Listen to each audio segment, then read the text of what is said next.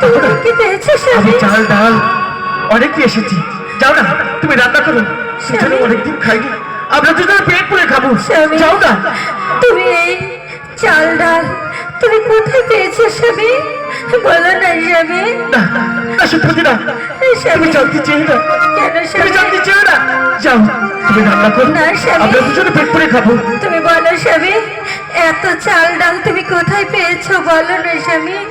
বেশ, তুমি যখন চাইছো আমি নিশ্চয়ই বলবো। ওই রণজিৎ রণজিৎ রাজা? কাছে আমি ভিক্ষা করতে গিয়েছিলাম, স্বামী, কিন্তু ওই রণজিৎ রাজা ভিক্ষার মধ্যে আমাকে কি দিয়েছে জানো? কি দিয়েছে?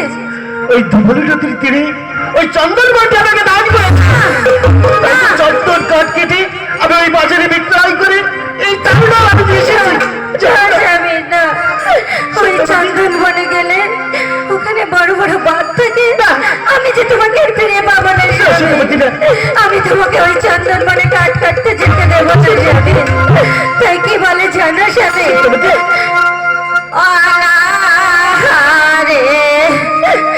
থাকবো আমি,